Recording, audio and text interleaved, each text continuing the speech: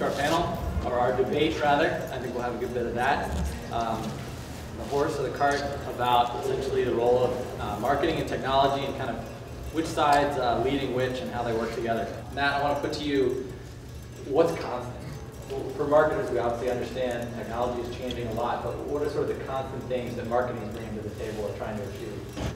There's really overarching principles, you know, stuff your mom taught you, and like when you were 4, like be nice to people, listen to people, build relationships, those sorts of things. But everything else about marketing has changed.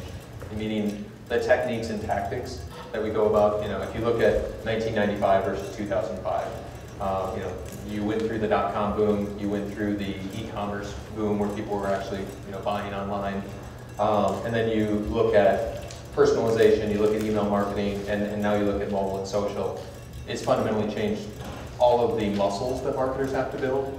I think virtually everything about marketing has changed in the past 10 to 15 years, except those overarching principles about tell the truth and build relationships. And your brand is about what your customers say it is, not what you say it is.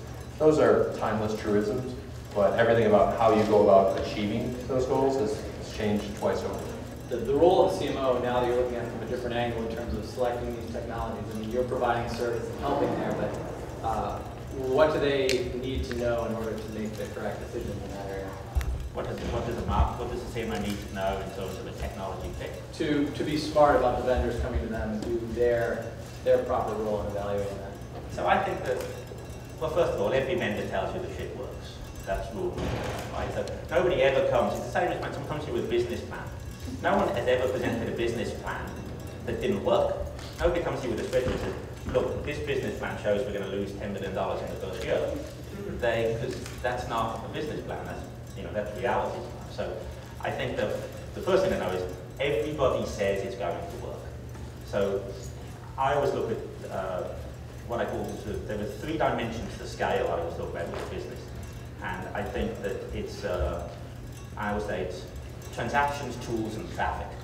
So when a business grows and the growth of the business, the first thing you see is the number of transactions that you're going to gather. The amount of data you're going to gather is going to grow. So the first thing I always want to understand when people are going to select something is it going to work today, and how long will it work for? And the next thing I always care about is traffic. How does it handle load?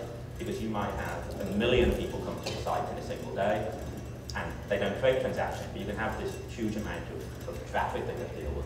And then the other piece is tools, which to me is how easy is it for the marketing department to actually use the technology?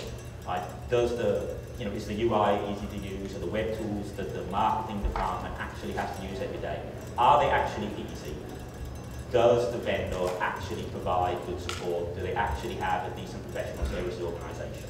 So I'm always interested in is a lot of times, and I saw it at product companies, is marketing departments or organizations will adopt a technology and then it doesn't get utilized, either because people couldn't get the right amount of training or because the implementation fell short. It still positions marketing as simply the consumers of these tools, and that's what I don't agree with. I actually think that one of the fundamental disconnects is if marketing or any business owner doesn't have skin in the game, if they don't know that they have to own that vendor, own that tool, support, build upon it, it's very easy for us to become lazy consumers and say like, well, okay, you pick my marketing automation system and well, it doesn't work, it doesn't do this, and now I want something else. When you actually know that you're going to be responsible for picking it, maintaining it, developing upon it, customizing it, integrating it, you are the owner from A to Z, and you are forced to think through those things. You have skin in the game.